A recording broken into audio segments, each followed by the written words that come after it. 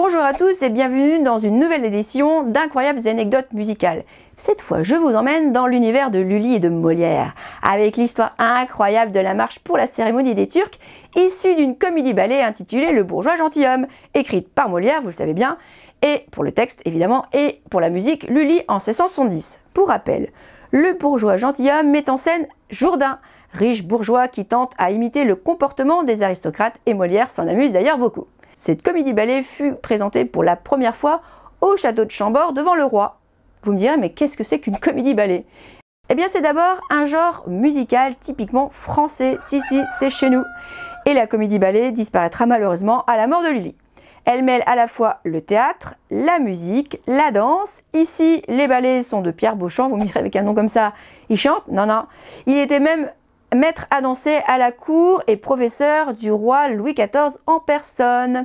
En effet, le roi s'adonne tellement à la danse que les médecins craignent pour sa santé, qui reste, je vous rappelle, très fragile. Mais il adore tellement danser qu'il va demander à Lully de lui attribuer un rôle, alors rien que ça, le rôle du dieu Apollon, dans le célèbre ballet de la nuit en 1653. Mais revenons à la marche pour la cérémonie des Turcs. À l'époque, l'Empire ottoman fascine. Il préoccupe. Il devient même à la mode, jusque dans les tableaux. Par exemple, avec La jeune fille à la perle, peint par Johannes Vermeer vers 1665, montre bien donc son intérêt pour l'exotisme et donc pour l'Orient. Musicalement, on retrouve cet exotisme dans cette comédie-ballet par le choix de la rythmique pointée qui rend le moment musical solennel et va accentuer le caractère sacré et majestueux de la scène. Lully va également utiliser tous les instruments de l'époque mis à sa disposition, mais aussi des percussions qui vont imiter ce petit côté oriental, comme des tambours ou des tambours de basque. Il est à noter que Lully n'a jamais voyagé dans ces contrées lointaines et donc ne peut qu'imiter grossièrement les percussions qu'on trouve en Orient.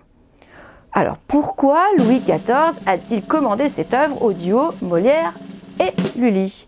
Alors on dit que cette marche a été composée pour se moquer gentiment de l'ambassadeur turc qui avait fait mauvaise et très mauvaise impression même lors de sa venue en 1669 envers notre bien-aimé Roi Soleil. Mais alors qu'est-ce qui s'est passé? Eh bien Louis XIV aimait tellement mettre les petits plats dans les grands qu'il a donc reçu cet ambassadeur avec tout le faste dont il avait le secret. Mais Suleiman Aga, émissaire du sultan de l'Empire ottoman de l'époque, n'a pas du tout été impressionné et sensible à l'accueil du roi Soleil.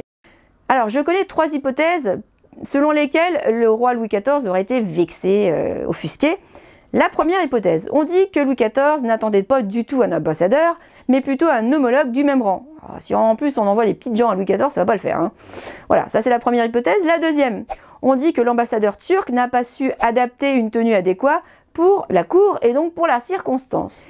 Et la troisième hypothèse, on dit que le sultan manifesta avec un certain dédain méprisant que lorsque le grand turc lui sortait avec son cheval, eh ben, il était plus richement orné que celui de Louis XIV. Voilà pour les trois hypothèses. Si vous en connaissez d'autres, eh ben, n'hésitez pas à me laisser un petit commentaire en bas, ça serait sympa d'échanger là-dessus. Plutôt que de déclarer en tout cas une guerre pour cela, Louis XIV commande cette comédie-ballet pour se divertir d'abord et pour se venger de l'affront que cet ambassadeur turc lui aurait fait. Cette œuvre fut tellement un succès qu'elle a été représentée plus d'une vingtaine de fois en une année tellement le roi l'adorait. Voilà, je vous ai ainsi révélé l'incroyable anecdote musicale sur la marche pour la cérémonie des Turcs. N'oublie pas de t'abonner si ça n'a pas déjà été fait, sinon tu auras 3 fois le texte à copier, tu sais le texte que je viens de dire là, si, j'ai complètement de droit, c'est complètement pédagogique. Allez, je vous dis à bientôt pour d'incroyables anecdotes musicales, ciao!